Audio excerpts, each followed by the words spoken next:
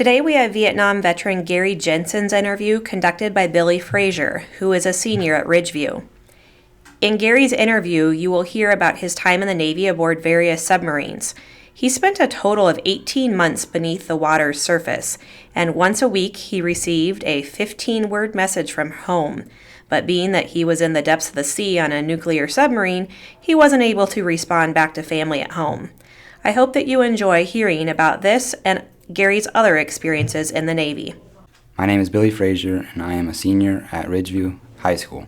On February 21st, 2018, I had the honor of interviewing Vietnam veteran Gary Jensen. Thank you for listening.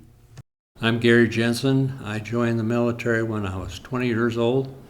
I was in the Navy, on submarines, and the Air Force. One of the things you've learned since you've been listening to our podcast is that when a person was drafted for the Vietnam War, he didn't get a choice as to which branch of the military he would get assigned. Many of the men we interviewed chose to enlist to avoid the draft. I graduated from high school, and I went to Ames for a year, and I didn't do well at college. It didn't work well for me. So I decided I was going to sit out a year. I had a part-time job, and my father informed me that I was number one on the draft in Ida County. So I went to the Ida County Fair, and my uncle was in the Navy already flying, so I decided to sign up for the Navy. So I went in the Navy rather than get drafted. Dad was a farmer, but I had three uncles that were in the military that served during World War II, and one that was in the Navy served in Vietnam, so I always figured if I didn't go back to college, I'd join the military. So I did. Everyone we have interviewed so far has had different experiences at basic training. Gary was candidly honest about his experience at basic training. Basic training was in San Diego, California, and it wasn't too hard. It was kind of weird. We washed our clothes on cement tables with a scrub brush. We had to hang them up on lines by hand, tied them with little strings. And if our commander didn't like our clothes, he'd rip them off the line and walk on them, and we'd have to redo them. But it wasn't that bad. We did a lot of marching. I marched more in the Navy than I ever did the rest of the time I was in the service. Of course, I didn't have to march in the jungle either. But Gary told us that he had an uncle who was in the Navy, and he was a pilot. One would think that Gary would have been drawn to the flying aspect of the Navy. He actually went to the complete opposite direction. Gary served on submarines that stayed underwater for 3 months at a time. I went to basic. They run you through all this tests and stuff. And they said, well, you're qualified for submarines physically and everything, but we'd like you to be a pilot. I said, oh, my uncle's a pilot. He was flying in Vietnam at the time. Well, yeah, in the early 60s. They weren't officially there, but they were there. And I said, I came that close. I said, yeah, I'd love to fly. But I didn't do it. I had this connection with this little lady from Holstein. And we weren't married yet, but I thought, maybe I should go on submarines. So I picked submarines instead of flying. Otherwise, I'd have been flying a fighter, probably. I was on a diesel submarine, the USS Growler in Hawaii.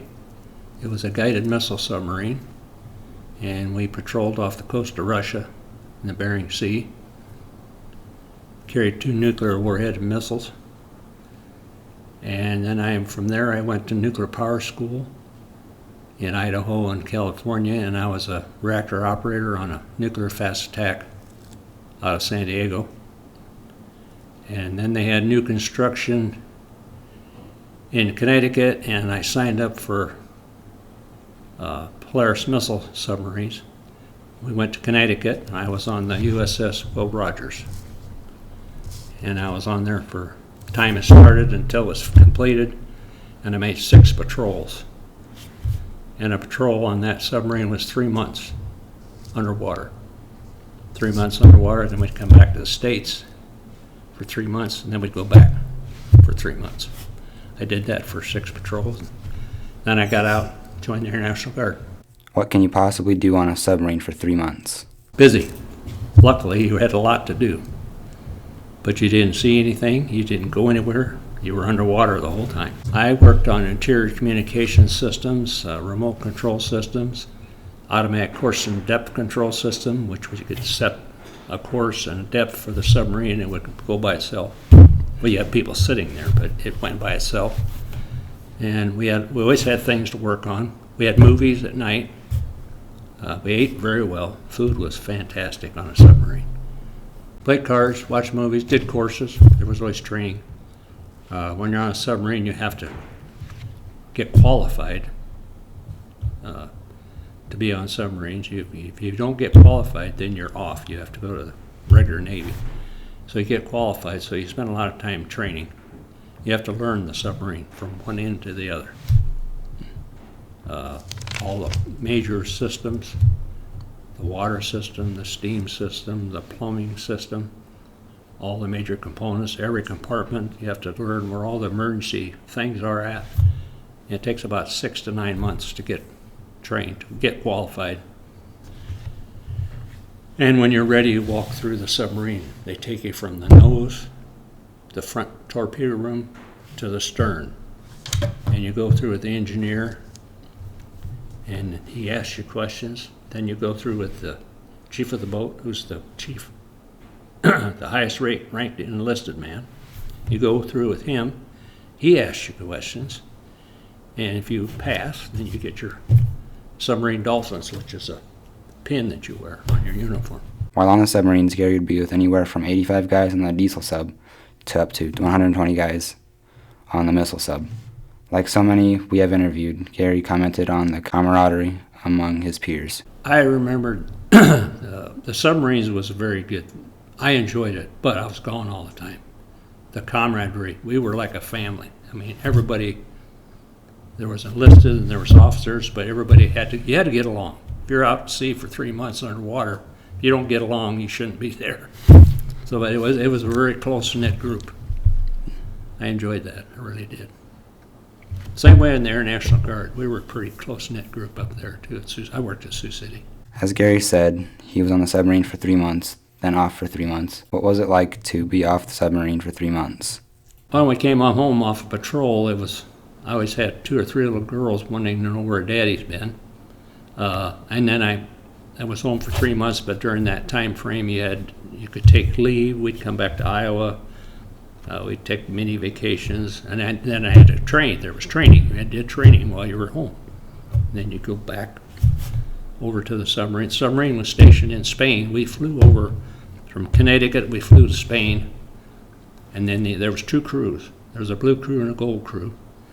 The crew that had come into port, they would be there a week with us, and then they'd go back to the States, and we'd be on the submarine for about a week to 2 weeks.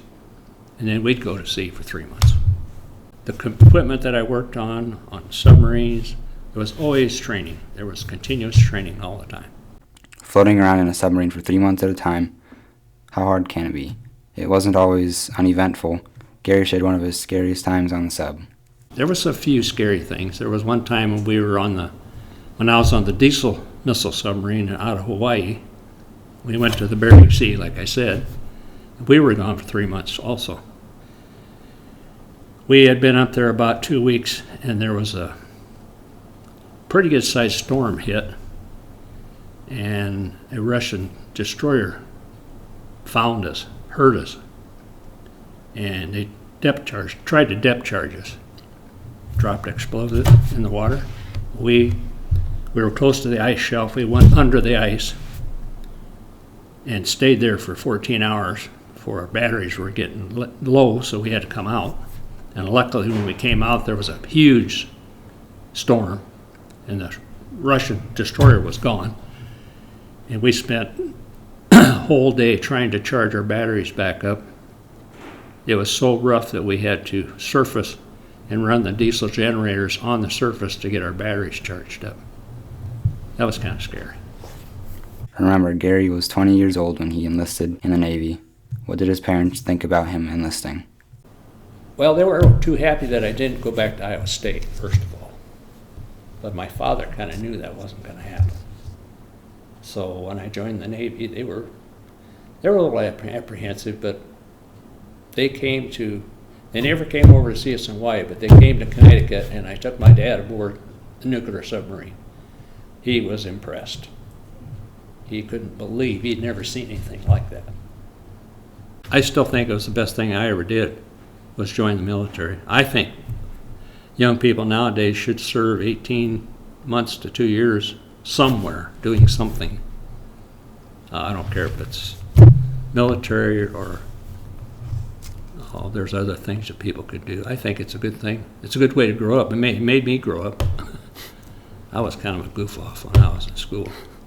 When Gary introduced himself, he said he served in the Navy and the Air National Guard. After getting out of the Navy, he went on to serve as a technician at the Air National Guard in Sioux City. All the training he had received in the Navy didn't do him any good in the Guard, so he got retrained and then trained others. This was a job he was not only grateful for, but one he enjoyed. It was a very good experience too. Like I said, it was the best job. It saved my life because I did not have a very good job when I got out of the Navy. Things didn't go well, but I did join the Air National Guard thinking I was finished my time out. And shortly after I joined, they were hiring technicians, which basically a teacher, full-time, so I applied for a full-time technician job and I got it. So that's what I did the rest of the time since I've been to Holstein, is belonged to their National Guard and taught people, trained people, young people to do their job. And we went all over. I was in Turkey twice. I was in Saudi Arabia, Kuwait. I was in Panama 10 times. Where else did we go? We were all over the place. Now they're even gone more than I was. They don't have fighters up there anymore. And I was a missile man in the Air Force, worked on missiles. I found the time that we spent talking to be interesting and informative. Thank you, Mr. Jensen, not only for taking the time to visit with me, but also thank you for your service. Thanks, Gary. I know that I personally enjoyed hearing about the continuous training, courses, and tests that you had to pass in order to keep working on the submarines. That is a test unlike any that our students encounter in their school life, that's for sure. Please watch this site for next week's podcast when Jake Kliegel shares what he learned from interviewing Dean Messick.